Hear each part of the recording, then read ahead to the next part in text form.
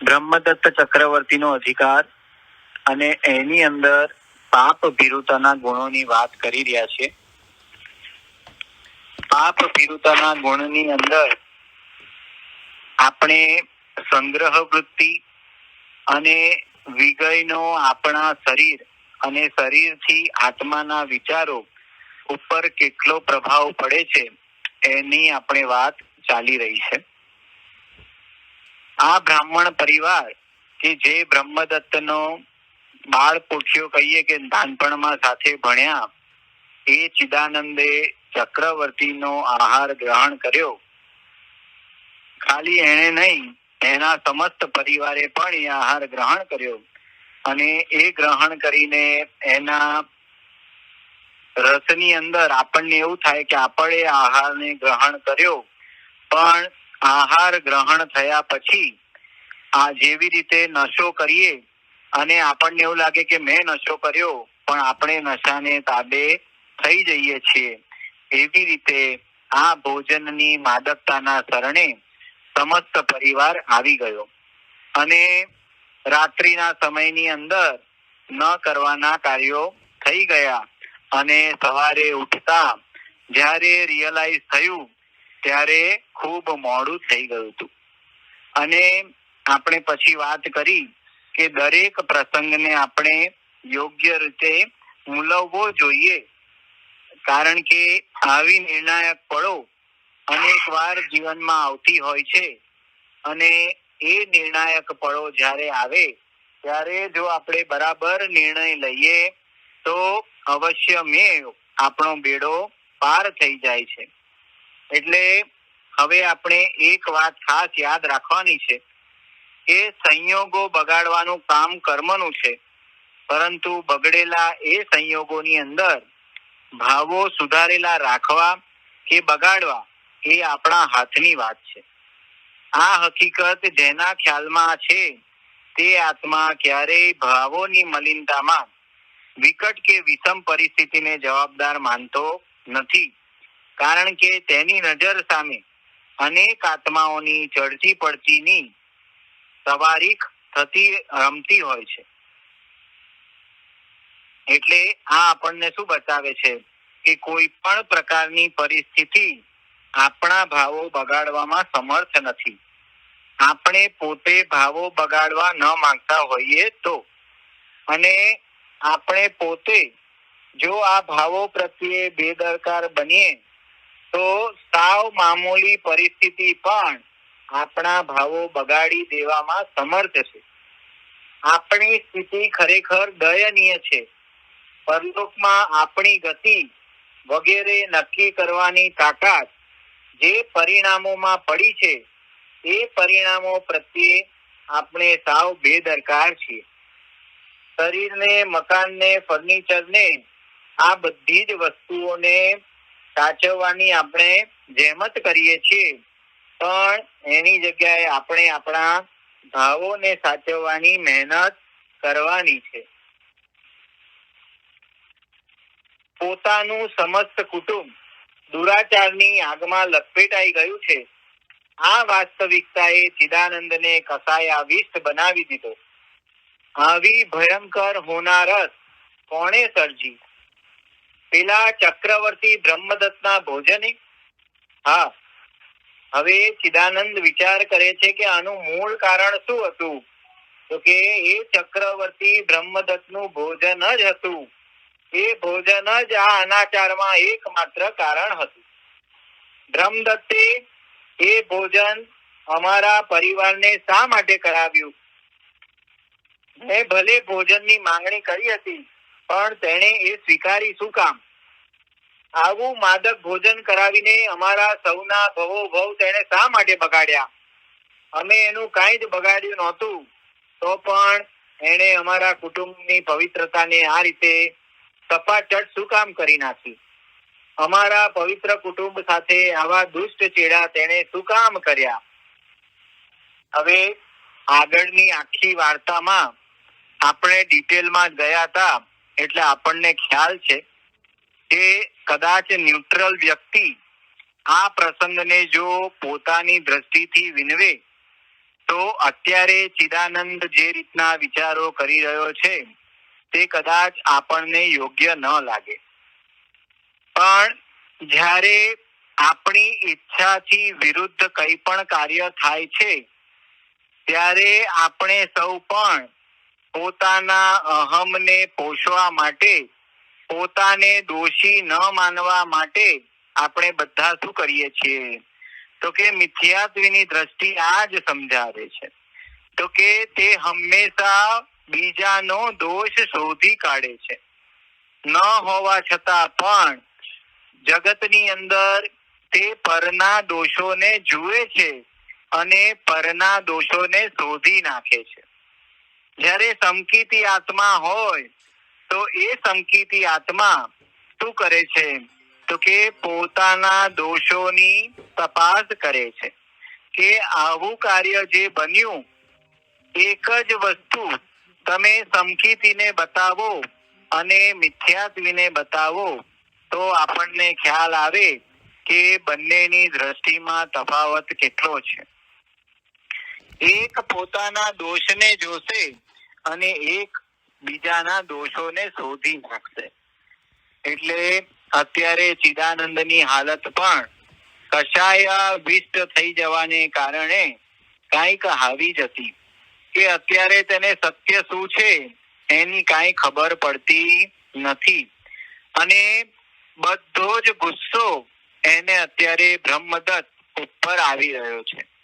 બધા જ કારણો તે બ્રહ્મદત્તની ઉપર થોપી રહ્યો છે અને બતાવે છે કે એ બ્રહ્મદત્તે જો અમને આ ભોજન ન કરાવ્યું હોત તો અમારા સમસ્ત પરિવારની અંદર આવા દુર્વ્યવહાર, આવું દુષ્કર્મ અને અમારા ભવો ભવ કદાચ ન બગડ્યા હોત. અને એ વિચાર કરતા કરતા આ ચિદાનંદ હવે બ્રહ્મદત્તને શું કરશે? તો કે હવે બ્રહ્મદત્તને કહે છે કે હું તને જોઈ લઈશ. પોતાની શક્તિ જુઓ કે એ 6 ખંડના અધિપતિ રાજાને કહે છે કે હું તને જોઈ લઈશ. મારા આ પાપી કાર્યને હું ક્યારેય માફ નહીં કરું. તને રીબાવીને આ દુનિયામાંથી વિદાય ન કરું તો મારું નામ ચિદાનંદ નહીં. યાદ રાખજે, તારી પાસે સત્તા છે તો મારી પાસે બીજું કંઈક છે. એના ઉપયોગ દ્વારા તને ઠેકાણે પાડીને જ રહીશ. તું મોતની છેલ્લી પળ સુધી આ ચિદાનંદને યાદ કરીશ કે મને કોઈક માથાનો મળ્યો હતો. આમ બબડતો ચિદાનંદ ઘરની બહાર નીકળી ગયો. બધા કુટુંબીજનો તેને જોતા જ રહ્યા. એક નાનકડો પ્રસંગ, ખાલી ચક્રવર્તીના ભોજનને આરોગવાની ક્રિયા અને એ ક્રિયાના ફળ રૂપે ક્યાંનો ક્યાં અત્યારે આ ટોપિક આવીને ઉભો રહી ગયો. એટલે આપણે ગઈકાલે વાત કરી હતી કે ઘણી વખત મોટામાં મોટી ભૂલ પણ જતી રહે તો ખબર પડતી નથી, અને ઘણી વખત નાનામાં નાની ભૂલ પણ મોટા પર્વત જેવું રૂપ ધારણ કરી લે છે. એટલે આ આપણને બતાવે છે કે આ નાનકડો પ્રસંગ એવું ભયંકર પરિણામ લાવી શકે છે. વિશાળકાય હાથી પણ એક નાના મચ્છરથી ખતમ થઈ જાય છે. માણસની હત્યા કરી નાખવાની તાકાત ધરાવતો સાપ કીડીથી પરલોક ભેગો રવાના થઈ જાય છે. આ વાસ્તવિકતા બતાવે છે કે નાનામાં નાનું દેખાતું પ્રાણી કે મામૂલીમાં મામૂલી દેખાતો પ્રસંગ પણ જીવનને રફે દફે કરી દેવાની તાકાત ધરાવે છે. આ આખી બાબતની અંદર આપણે એટલું જ જોઈએ કે શું થઈ શકે છે તો કે નાનકડામાં નાનકડો પ્રસંગ ગમે તેટલી મોટી હસ્તીને એનાથી નીચે પાડવા માટે સક્ષમ છે. અને એ નાનકડા પ્રસંગની અંદર જો આત્મા સ્થિર થઈ જાય અને એને એની ભૂલનું રિયલાઇઝેશન થઈ જાય તો એનો ભવ બેડો પાર થઈ જાય. જેવી રીતે બાહુબલીજીની વાત આવે છે કે ગજ થકી હેઠા ઉતરો, પોતે સંયમ લઈ લીધો, પણ પોતાના નાના ભાઈઓ પોતાનાથી પહેલા દીક્ષિત થયા છે એટલે જો ત્યાં આગળ જાય તો એમણે ત્યાં આગળ એમને પગે લાગવું પડે. કારણ કે સંયમની અંદર નિયમ છે કે સંયમથી જે મોટા હોય એને, એટલે ફોર એક્ઝામ્પલ એક બાળકે આજે દીક્ષા લીધી હોય અને મહિના 2 મહિના કે 2 વર્ષ પછી કદાચ એના પિતાને સંયમ લેવાનો ભાવ થાય તો પિતાએ એ પોતાના પુત્રને પગે લાગવું પડે. કારણ કે તે દીક્ષા પર્યાયમાં એનાથી મોટા છે. એટલે આ બાહુબલીજીને પણ એ વિચાર આવ્યો કે જો હું ભગવાન પાસે જઈશ તો મારે પણ મારા નાના ભાઈઓને પગે લાગવું પડશે. એ માન સંજ્ઞા વચ્ચે આવી ગઈ અને ત્યાં તો કરુણાવંત તીર્થંકર પરમાત્મા હાજર હતા અને એમણે બ્રાહ્મણી અને સુંદરીને એ બાહુબલીજી પાસે મોકલ્યા અને એમણે કહ્યું કે હે વીરા, તમે ગજ થકી નીચે ઉતરો. આ કાવ્ય ઘણું ફેમસ છે એટલે કદાચ બધાને ખબર હશે. અને એ રિયલાઇઝ સાંભળતા એમને ખબર પડી કે આ મારો કાંટો છે અને એના કારણે તરત જ પોતે જાગી જાય છે અને જ્યાં પહેલું પગથિયું માંડે છે ત્યાં તો કેવળ જ્ઞાન, કેવળ દર્શનની પ્રાપ્તિ થઈ જાય છે. અને આ બાજુ આ ચિદાનંદના જીવનની અંદર આપણે જોયું કે એ જ નાનકડો પ્રસંગ જ્યારે બન્યો, જો એ વખતે ચક્રવર્તીએ ઘણો સમજાવ્યો અને એ વખતે જો સમજી ગયો હોત તો કદાચ આ બન્યું ન હોત. પણ જે ભાવિમાં લખેલું હોય તે અવશ્ય મેવ થયા વગર રહેતું નથી. આની પાછળ બ્રહ્મદત્તની શું ભાવ રહેલા છે તે આગળ આવે છે. એટલે આપણો કહેવાનો આશય એટલો જ છે કે ચક્રવર્તીના ભોજનથી ચિદાનંદના અને તેના પરિવારમાં સર્જાયેલી દુરાચારની હોનારતે ચિદાનંદને વ્યથિત કર્યો. તે ઉશ્કેરાયો, આવેશમાં આવી ગયો અને આ ભોજન ન લેવા માટે સમજાવનાર ચક્રવર્તી બ્રહ્મદત્ત પર તે વેર વાળવા તૈયાર થઈ ગયો. એક જ ગલત પગલું કેટલા ગલત રસ્તે લઈ જાય છે તેનું ઉદાહરણ આ દ્રષ્ટાંત છે. બ્રહ્મદત્તની વારંવારની સમજાવટ છતાં ચિદાનંદ માન્યો નહીં. ભોજન લીધું, પવિત્રતા સાફ થઈ ગઈ. હવે એમાં ભૂલ પોતાની હોવા છતાં તે આ ભોજન જેના ઘરનું હતું એ બ્રહ્મદત્ત પર તે ઉકળી ગયો અને તેને રીબાવીને મારી નાખવાના સંકલ્પ સાથે તે ઘરની બહાર નીકળી ગયો. વારાણસી નગરીના એક ખૂણા ઉપર રબારીઓનો વાસ હતો. ત્યાં ચિદાનંદ પહોંચ્યો અને ડેલીનું બારણું ખખડાવ્યું અને બારણાની અંદરથી અવાજ આવે છે કે કોણ આવ્યું છે? તો બહારથી કહે છે કે હું ચિદાનંદ છું. હવે ડેલીનું બારણું ખુલ્યું. ચિદાનંદનો મિત્ર દેખાયો. દોસ્ત, તને જ મળવા આવ્યો છું. વાત ગંભીર છે, અહીંયા ઉભા થાય તેમ નથી. ચાલ અંદર જઈને બેસીએ. અને બંને જણા અંદરના ખંડમાં જઈને ચિદાનંદે પોતાના મિત્રને અર્થથી ઇતિ એટલે શરૂઆતથી એન્ડ સુધી બધી વાતો કરી. પણ વાત એવી સિફત પૂર્વક કરી કે મિત્રના મનમાં એમ આવી જ જાય કે સર્જાયેલી આ હોનારતના મૂળમાં બ્રહ્મદત્ત જ હતો. હવે આ દરેક અવસ્થાએ આપણે માર્ક કરીએ કે એની અંદર આપણને આપણી જાત દેખાય કે ન દેખાય. કે આ ચિદાનંદની જે જીદ હતી એવી જીદ આપણે પણ આ સંસારિક પૂતગલો મેળવવા માટે કરીએ છીએ. જીદ પૂરી કરવા માટે જે જે પાપો કરવા પડે તે પાપો કરી પણ લઈએ છે. પછી ગુરુ નિશ્રા અથવા તો જ્ઞાનીનો સમાગમ થાય અને આપણને ખબર પડે કે આટલા બધા પાપો મેં કરી નાખ્યા, એના ફળ રૂપે મારે આટલી બધો લાંબો દુર્ગતિમાં જવું પડશે, અને ત્યારે આપણે દોષ કોને દઈએ? તો કે આપણે કોઈના ઉપર દોષનો ટોપલો શોધવા માટે આપણે કોઈકને શોધી નાખીએ. અને દરેક વસ્તુનું પ્રેઝન્ટેશન આપણે એટલી સરસ રીતે કરીશું કે સામેવાળાને એવું જ લાગે, અને પછી પ્રેઝન્ટેશન થઈ જાય પછી આપણે શું કહીએ? જોયો તે મારો વર્ડ જોયો, કેવી હોશિયારીથી સમજાવી દીધો. અને આ રીતે પણ આપણે ચીકણા કર્મ બાંધ્યા કરીએ છીએ.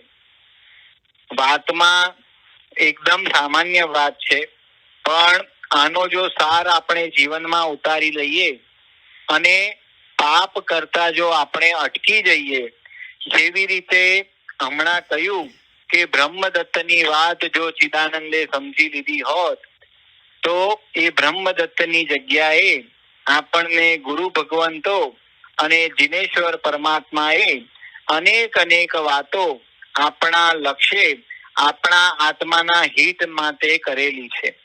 અને એ વાતોને આપણે જો ધ્યાનમાં લઈએ, લક્ષ્યમાં લઈએ, તો અવશ્ય મેવ આપણો બેડો પાર થઈ જાય. પણ આપણે મોહ રાજાની અંદર શું કરીએ છીએ? તો કે કાંઈ નહીં, આપણે આજે નહીં કાલે કરીશું. જ્યારે સામાયિકની વાત આવે ત્યારે આપણે કહીએ કે સામાયિક આજે નથી કરવી, આવતીકાલે કરીશું. તો ચાલશે કે નહીં ચાલે? આપણે પાપને પાછું ઠેલવતા નથી, પણ ક્રિયાને, પુણ્યને અથવા તો ધર્મની ક્રિયાને આપણે પાછી ઠેલવી દઈએ છીએ.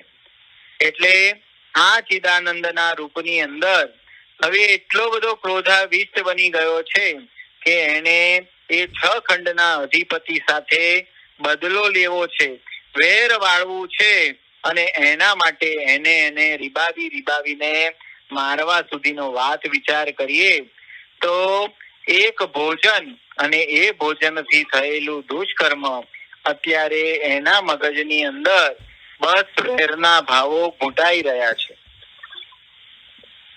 આપણે વારંવાર સાંભળ્યું છે કે આપણે પણ રોજ ચિંતન અને મનન કરવું જોઈએ કે આપણે કેટલા પાપોનું સેવન કરીએ છીએ. એટલે આ એના મિત્ર પાસે તો પહોંચી ગયો અને ત્યાં આગળ પહોંચીને શું વાત કરી, આખું પ્રેઝન્ટેશન એવી રીતે બદલી નાખ્યું કે પેલા મિત્રને એમ જ લાગે કે આમાં વાંક બધો બ્રહ્મદત્તનો છે.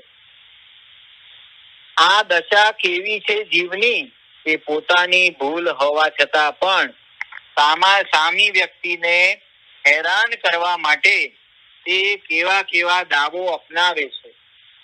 અને આશ્ચર્ય તો એ છે કે આવા નીચ કાર્યમાં સફળ બનવા માટે તે કોઈને પણ ન કહી શકાય એવી અત્યંત ગુપ્ત વાતો પણ કરવા તૈયાર થઈ જાય છે.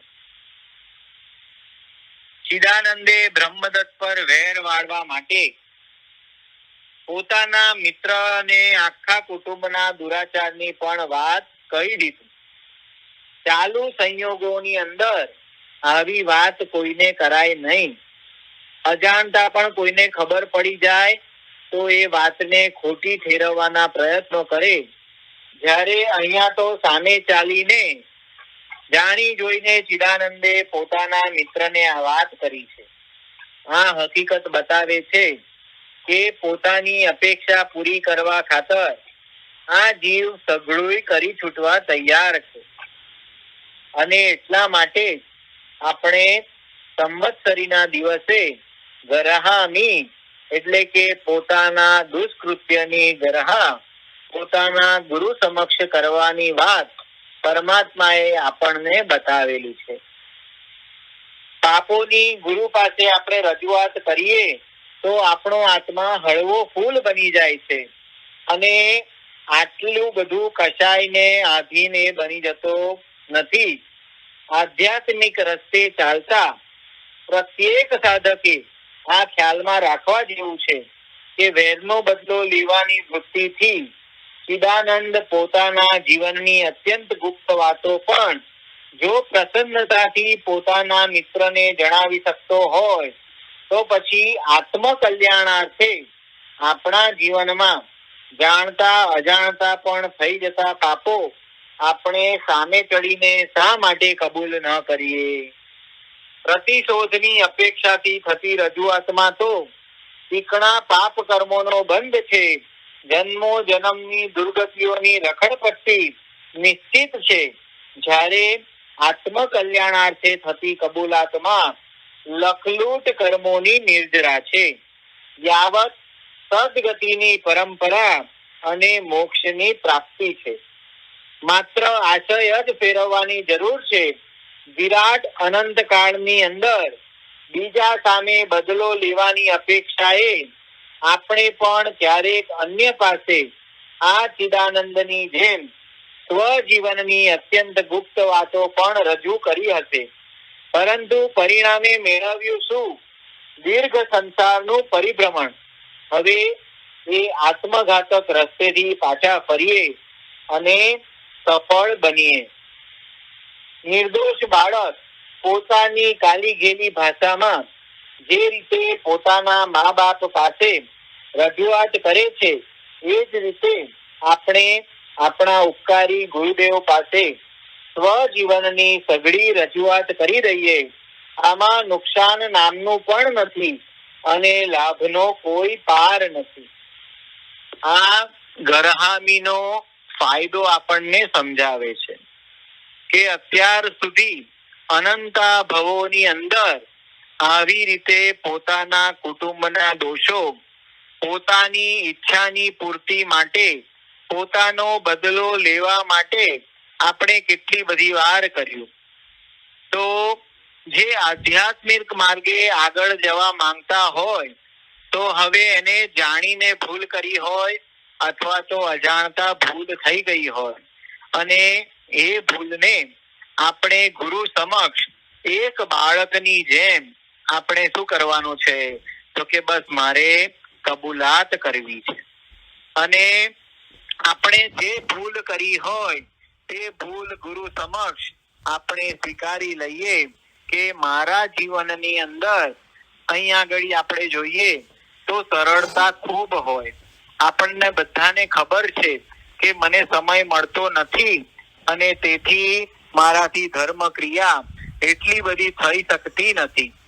પણ ખાલી એટલું જ નહીં, પણ એ ક્રિયાને જીવનમાં આચરવા માટે પોતાનો પુરુષાર્થ કન્ટિન્યુઅસ ચાલુ પણ હોય. આપણે જોઈએ આજે આપણા જાપને લગભગ 6 મહિના પૂર્ણ થઈ જશે.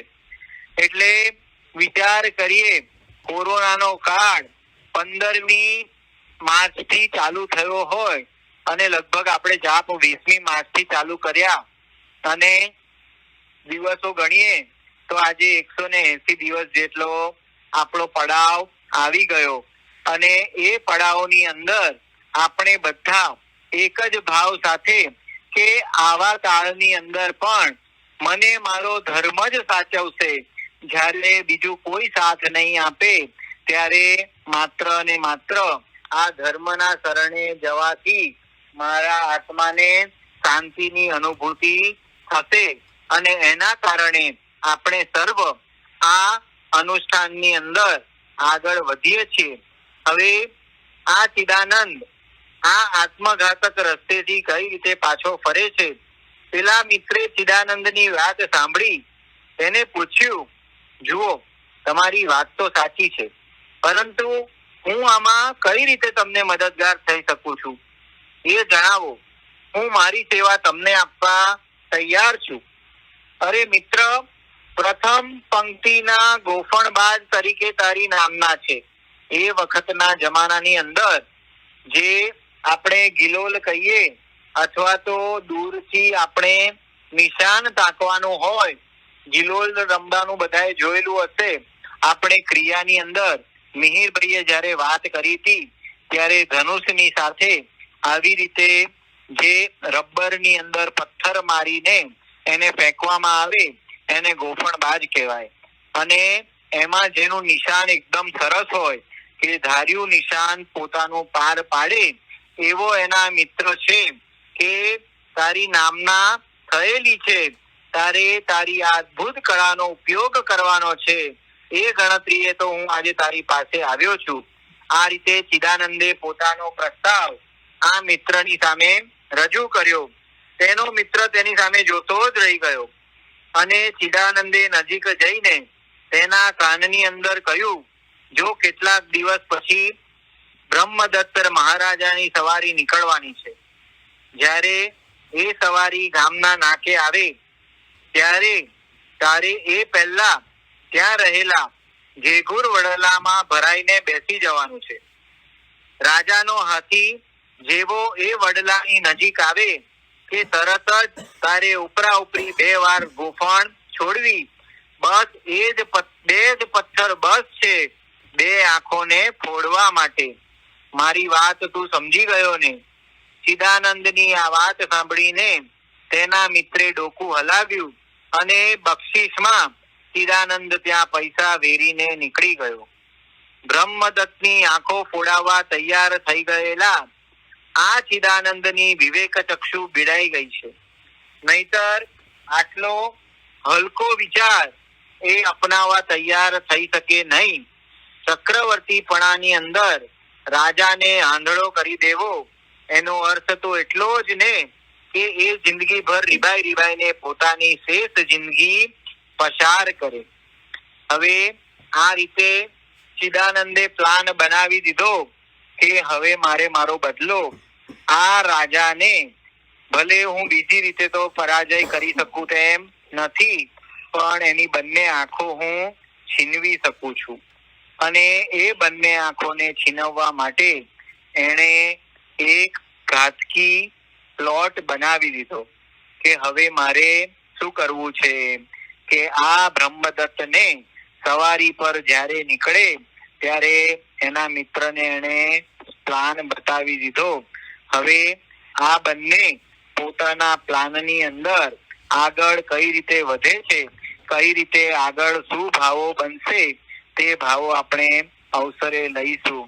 જીનાજ્ઞા વિરુદ્ધ આજની સ્વાધ્યાયમાં કઈ પણ બોલાયું હોય તો અર્યંતનંદ સિદ્ધ કેવડી પ્રભુ આપની સાક્ષીએ